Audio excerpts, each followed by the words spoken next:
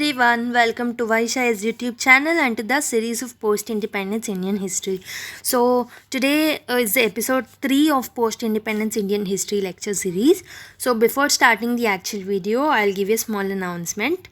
This announcement is a reminder of the videos which we are uploading in the YouTube channel for free, which are actually the part of the paid courses.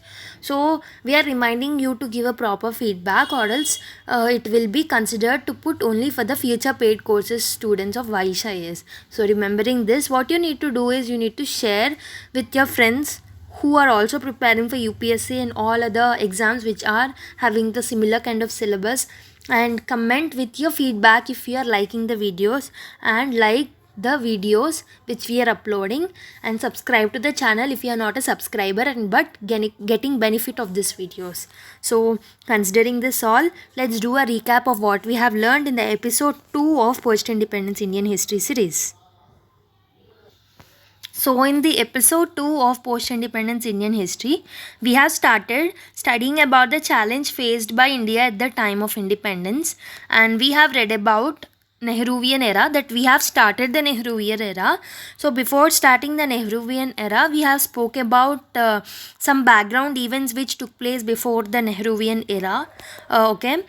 We have spoke about how Mountbatten has sent to India, and what are the major changes have occurred because of the Mountbatten's vision. So now how Northwestern Frontier Province referendum was created, and how the Indian Independence Act was framed. And we have studied about lapse of paramountcy, and then we have also spoke about integration of Indian state, that is the first topic of the Nehruvian era. We have spoke little about the princely states as interelection, and we have also read about some factors which led to the integration of Indian states, like internal uprisings, emergence of leadership, in which we have studied about the awakening of leaders and formation of Prajamandals. So, and we have spoke about the role of Mountbatten in Indian integration. And we have lastly spoke about the Chamber of Princes meeting, which is conducted by Mountbatten, which brought a major change in the integration of the princely states into the Indian Union. So I have told you that almost all of them have signed the instrument of accession except the 6 states. So in today's episode number 3, we are going to learn which are the states which did not integrate into the Indian Union by threatening the integration. So there are 3 states which formed the which threatened the integration before independence, 3 after the independence. So let's learn them today. Let's start the video. So the first state which threatened the integration is the Travancore region. This Travancore is strategically very important. It is present in Kerala region, in Kerala region. So it has a rich reserves of monazite sand. This monazite sand will be helpful for the extraction of thorium. So it will be helpful for Britain people and all in creation of weapons. So indirectly Britishers and UK, like that UK has supported the Travancore for being independent, so that they will get benefit of this monazite sand because they will get at the cheaper cost. And the literacy rate was very high in the Travancore region. People are enlightened about this particular things like freedom, rights of individual and all, because of which they wanted to merge with India so that they will get benefited out of it. But so the another benefit of this Travancore region is it will be helpful in the coastal trade. So coastal, because of the coastal trade, there will be huge amount of profits which will be earned in the Travancore region. So I told you that the literacy rate was very high and people wanted to join the Indian Union, but the ruler of the region, that is the CP Ramaswamy Iyer, wanted to be independent because of the influence of the UK. Okay, because the Britishers are supporting him, he wanted to remain independent. Even he got support from Pakistan to remain independent. Okay, so because of the literacy levels of the local people, their population revolted against the CP Ramaswamy Iyer, and he was attacked one fine day by the socialist workers, because of which he was frightened about his life. So he ultimately signed the instrument of accession, because of which Travancore became the part of India today. Okay, this is the small story of Travancore region. So you can see in this map, this particular region. Okay, 1 minute. This particular region is Travancore, which is present in present day Kerala. So it is helpful for monazite sand, that is in the thorium extraction. It is coastally important for gaining profits through coastal trade, and it also have high literacy levels. Okay, this is about the Travancore. And next, the story of Bhopal. So you can see in this particular map, the Bhopal is a landlocked area. So it doesn't have any direct connection with Pakistan. So the better the ruler should think about the benefit uh, of the people is he need to stay with India because it is a landlocked area. It is actually ruled by Hamidullah Khan. Hamidullah Khan is a close associate of the Mountbatten. So these both are very close friends. They used to play hockey in the leisure time with each other. So they are very good pals. But Hamidullah Khan wanted to be independent. Okay, but this particular Bhopal is the Hindu majority area, but Hamidullah Khan is a Muslim ruler. So what did Lord Mountbatten told is, however, their majority is the Hindu majority, so they wanted to integrate with the India, but he don't want to be integrated to India, but want to be independent. But Lord Mountbatten told him that as it is a landlocked area, obviously if he is not like accepting the instrument of accession, and if he is not signing the instrument of accession, however there will be a threat from the India or Pakistan, because it is the landlocked area and we cannot stop the war to be happen. So because of the influence of the Mountbatten, he signed the accession without any interest. But this is the best decision that he have taken, because if he might have not signed, however Sardar Vallabhai Patel used to send the forces to this particular region and war must have took place in this particular region. So this is the story of Bhopal region. And the next one is Jodhpur region. Jodhpur is the Hindu majority area. Okay, uh, here Hindu ruler Hanvat Singh ruled this area. So this is the Hindu majority area with the Hindu king. But he wanted to join Pakistan because it is close to it. So Jodhpur is in the Gujarat region. Sorry, it is in the Rajasthan region. So Rajasthan is very close to the Pakistan, so they wanted to join the Pakistan, but concessions were offered to by Jinnah to the Jodhpur, that is to the Hanvat Singh. There was a meeting which was conducted by the Jinnah with Hanvat Singh, in which he has offered many concessions to this particular king, that is the Hanvat Singh. These concessions included the free import of arms. So Hanvat Singh was promised by Jinnah that he will be getting the import of arms for the free by Pakistan, and there will be free access to Jodhpur Sindh railway line. And but the talks failed because Hanvat Singh asked for little time to decide whether to join the Pakistan or to India or to remain independent. But Pakistan did not give any time. Pakistan, that is the Jinnah, told him that if you are signing now, I will offer this concession. If you are not signing now, this particular concessions will not be applied. So talks have failed, and because of the influence of Sardar Vallabhai Patel, um, he agreed to accession. During the accession, Hanwat Singh was very angry. He took the pistol and kept on the forehead of the VP Menon by saying that you are doing a dictatorship. I'm not accepting by myself. So this is a pure dictatorship that you're doing. But after some time, he calmed down and he signed the accession. In this way, the Jodhpur has become part of the India. So these three states, Jodhpur, Bhopal, and Travancore are the princely states which have joined or integrated to Indian Union before the independence. Okay, they have threatened the integration before the independence and joined the India before the independence. So next story is about Junagadh.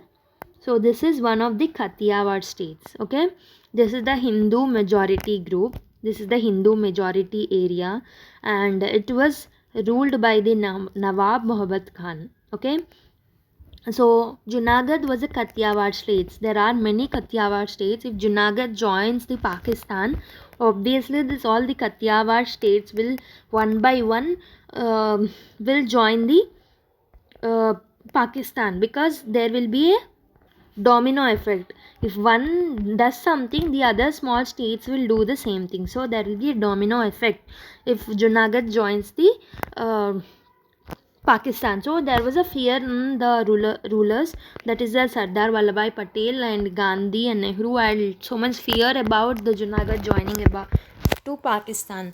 So Junagadh suddenly declared that they will be joining to the Pakistan. They wanted to access to Pakistan on the 15th July 1947. Actually, till that time, how many times ever the Sardar Vallabhai Patel has asked the Muhammad Khan, they did not reply with any answer. They did not say whether to join Pakistan or to join India or to remain independent. But they suddenly declared on 15th August 1947 to access to Pakistan, and it was accepted by Pakistan on 13th September. Okay, so because of which locals revolted. Local are the Hindu majority groups. Obviously, they wanted to join to Indian Union. So locals have revolted against the Nawab Muhammad Khan. So during the revolt, when locals have revolted against the Muhammad Khan, so he seeked no help from the Pakistan in spite of the repeated asking of the Muhammad Khan. So he approached the Pakistan for help, but he did not receive any help. So on 7th November 1947, Diwan Shah Nawaz Bhutto signed Instrument of Accession to India. So this Diwan Nawaz Bhutto doesn't have any other chance but to sign to the Indian Union, because he is not receiving any help from the Pakistan. So on 7th February 1948, plebiscite was conducted on the request of the Sardar Patel. So local wanted to merge with the Indian Union. More than 95% of the people wanted to join Indian Union. So in this plebiscite also declared that so people wanted to join the Indian Union and the merger should be with the Indian Union, and they have signed the instrument of accession. Actually, why Pakistan has actually agreed to this particular accession is they thought that, so Junagadh is the Muslim ruler. Muslim ruler is ruling the Junagadh region, and the people are the Hindu majority. It is quite opposite to Kashmir. Okay, Kashmir has the Hindu ruler, but majority of the people are the Muslims. So Pakistan has thought that if they are accepting the accession of this particular thing, they will India will obviously wage the war against the Pakistan. They thought that India will wage against war against the Pakistan because of their interference in this particular Junagadh issue. But India remained silent. Actually, Sardar Patel wanted to wage a war against the Pakistan because of the they deviance from the two nation theory. Actually, Jinnah told that two nation theory will be on the religious lines. Whatever the majority will be present in that particular area, that will be annexed to either India or Pakistan. But because Jinnah accepted this particular accession, which was pleased by Junagadh, so Sardar Patel has actually got angry for this acception by Jinnah against the two-nation theory which was proposed by him itself. So what did Sardar Patel thought that he wanted to wage a war against this particular area called Junagadh against the Pakistan because it is against the two-nation theory. But Mountbatten has approached the Sardar Patel by saying that if he is waging the war against this particular people, obviously in Kashmir issue, Pakistan will demand on the same ground. So in order to avoid this particular situation, Mountbatten has suggested the Sardar Patel not to wage war and wait and watch what will happen. So at this particular time, locals have revolted because of no response from Indian side about the war. So Pakistan also did not give any help to Nawaz Bhutto, because of which they don't have any other option but to sign the instrument of accession. So they have signed this accession, and now Junagadh has become part of the Indian Union after the independence. So the last one for today will be Hyderabad, and we'll be going to learn about Kashmir, how Kashmir was integrated in the next class. So this will be the final topic of this particular class. Hyderabad was the largest princely state, and it was governed by Mir Osman Ali Khan. Actually, Mir Osman Ali Khan was a communal leader or a communal ruler. He was against the Hindus. He was the pro-Muslim ruler. Hyderabad was a landlocked area, and it is very rich and it is very vast area. Okay, 85% population are the Hindus, and it is governed by the Muslim ruler Usman Ali Khan. Okay, obviously people wanted to merge with India because it is the Hindu populated area. According to Sardar Patel, Hyderabad is important because we can survive without limbs but not with the midriff, right? So Hyderabad is strategically located in the Indian Union, where it is a landlocked area, so we cannot survive without limbs. We can survive without the limbs but not with the midriff. If we are giving away Hyderabad to Pakistan, or if we are making Hyderabad to stay independent because of the influence of the Pakistan, so Hyderabad has a large influence of Pakistan, because of which if it is remaining independent or if it is merging with the Pakistan, it will be like we are having a cancer in the middle of our stomach. So it is better Hyderabad to be joined or merged with the Indian Union, so that we will not have any external threat after the independence. So even Hyderabad State Congress wanted to join India. So there was a council of Muslims of state. They wanted the hegemony of Muslim. They wanted Muslims to be dominated in the affairs of administration, political, socio and other affairs in the Hyderabad region. And there is another force which was fighting for the rights of the peasants, is the Communist Party of Telangana. So these are all the forces which are having different demands. So what did Nizam do in order to suppress this Communist Party of Telangana, Hyderabad State Congress and the Sardar Patel and others, is by organizing or appointing the paramilitary force. They were called as Razakars. Okay, the Nizam has appointed the paramilitary force known as Razakars in order to suppress this all forces. So Qasim Razvi has headed this Razakars. They tried to stop. This means this paramilitary force, that are the Razakars, stopped this uprising. They tried to stop this uprising. Multiple rounds of negotiations took place between the Hyderabad ruler and the center, that is with the Sardar Patel and the VP Singh. So but Hyderabad said that the freedom which they wanted is not negotiable. They don't want to speak about this particular issue with the center. Even the Sardar Patel and VP Singh has offered Hyderabad to have the freedom to make laws and to maintain force. India told that it will only intervene only in the case of the external factors, aggression. So when there is an external aggression, we will interfere in your internal matter. But if there is no external aggression, you are very free to make your own laws, to maintain your own force. We won't intervene in your particular matter, even though these many advantages are given to Hyderabad city. Hyderabad state, they did not accept this particular accession, but later one fine day they accepted, but later again they refused.